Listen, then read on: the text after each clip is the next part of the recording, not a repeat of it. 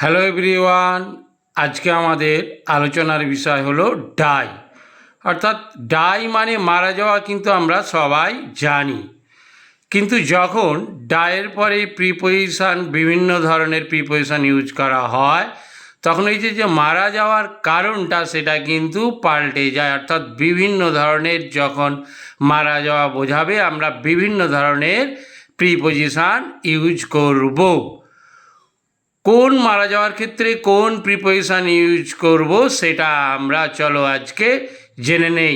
এরপর থেকে তোমাদের আর কোনো ধরনের সার্ভিস এক্সাম বলো, স্কুল এক্সাম বলো, কলেজ এক্সাম বলো, কোনো জায়গাতেই কিন্তু অসুবিধা হবে না। কারণ আজকে আমরা পুরো ডিটেলসে ডিসকাস করব যে হচ্ছে কি কারণ হলে মৃত্যুর আমরা কি প্রিপোজিশন ইউজ করব। তাই ভিডিওটা স্কিপ না করে পুরোটা ভালোভাবে দেখে নাও। Let's start. দেখো, আমি নাম্বার 1 দিয়েছি কি, ডাই অফ। অর্থাৎ অফ যখন আমরা ইউজ করব তখন আমরা মৃত্যুর কি কারণ হলে ডায়ের পরে আমরা অফ ইউজ করব সেটা দেখে নাও। যেমন অসুখে অর্থাৎ ডিজিজ বা রোগে ইলনেস, দুঃখে গ্রিপ, লজ্জায় সেম, ক্ষুধায় হাঙ্গার, অনাহারে স্টারভেশন, তৃষ্ণায় থার্স্ট, এই সকল কারণে যদি কেউ মারা যায় তখন আমরা কি ইউজ করব, ডাই অফ। একটা এক্সাম্পল দেখো, হি ডাইড অফ ক্যান্সার। অর্থাৎ ক্যান্সার একটা ডিজিজ, রোগ, তাই আমরা কি করেছি, হি ডাইড অফ ক্যান্সার। আর যে কাজগুলো রয়েছে, যেমন দেখো গ্রিপ হতে পারে, সেম হতে পারে, অর্থাৎ অতগুলো তো আমি লিখিনি। তাহলে তোমরা শুধু কি করবে, এই যে উপরে যে কারণগুলো লেখা রয়েছে, কজগুলো যদি কোনো একটি হয় তাহলে তুমি ডায়েডের পরে কি করবে, অফ প্রিপোজিশনটাকে ইউজ করবে। তাহলে ডাই অফটা আমরা বুঝে নিলাম। নাম্বার 2তে দেখো কি রয়েছে, ডাই ফ্রম। অর্থাৎ ডাই ফ্রম আমরা কখন ইউজ করতে পারবো, অর্থাৎ কোন মৃত্যুর কারণ হলে, জখম বা অতিরিক্ত কিছু কারণে যদি মারা যায় তখন আমরা ডাই ফ্রম ব্যবহার করতে পারবো। জখম বলতে অর্থাৎ ওন্স, ইনজুরি, এইগুলো যদি হয়। অতিরিক্ত কারণ বলতে বোঝাচ্ছে over eating, over drinking, food poisoning, এইসব যদি হয় তখন আমরা কি ইউজ করব, ডাই ফ্রম ইউজ করব। ওকে, অর্থাৎ যখন মৃত্যুর কারণ এইগুলো হবে। মনে করো সেই হচ্ছে কোনো ক্ষত থেকে মারা গেল, দেখো এক্সাম্পল লেখা হয়েছে he died from wounds or overeating. অর্থাৎ এই কজগুলো যে কোনো একটা হলেই কিন্তু তুমি কি ইউজ করবে, ডায়ের পরে ফ্রম ইউজ করবে। যেহেতু মারা গেল তাই পাঁচটা এক্সাম্পল লেখা হয়েছে হি ডাইড ফ্রম।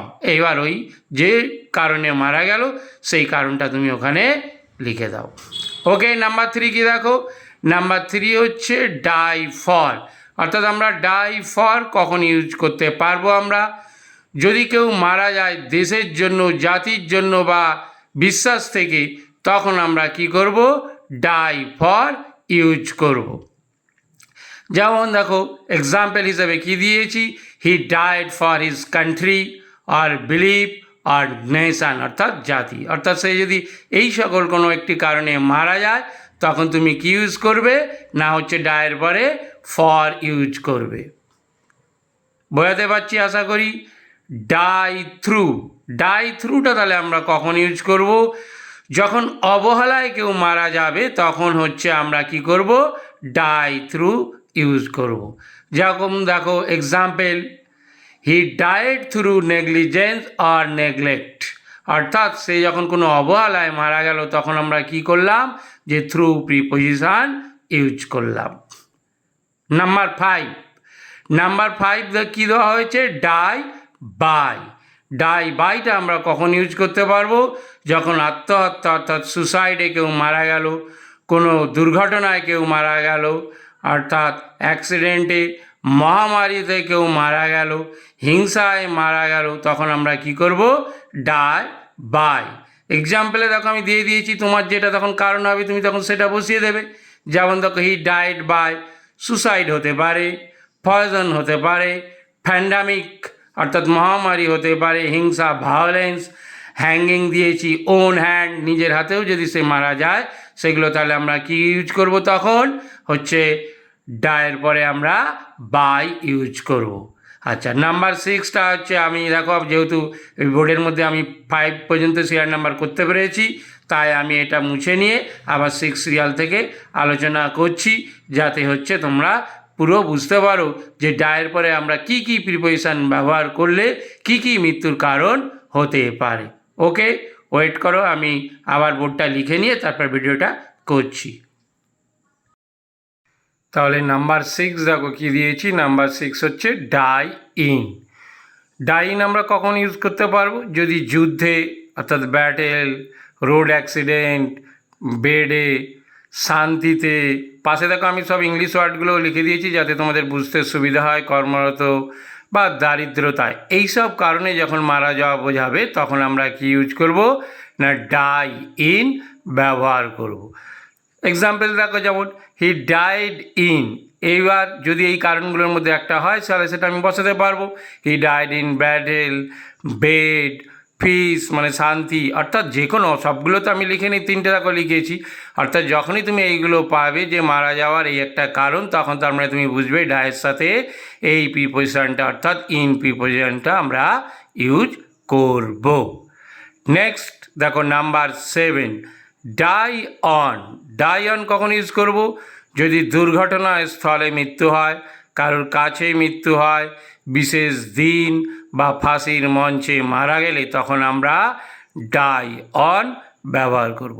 একই রকমভাবে দেখো একটা এক্সাম্পল দিয়ে দিয়েছি he died on the spot, আর উপরে যে যে কারণগুলো রয়েছে দেখো আরও 2টো দিয়েছি, যে কোনো একটা কারণ হলেই তুমি সেটা বসিয়ে দেবে।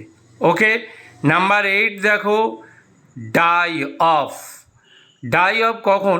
যখন একে একে মারা যাওয়া বোঝাবে, দেখা যাচ্ছে আমরা বলছি যে সারা গ্রামটায় কলেরা রোগে লোকগুলো একে একে মারা গেল, এরকম যখন বোঝাবে তখন আমরা ডাই অফ ইউজ করব।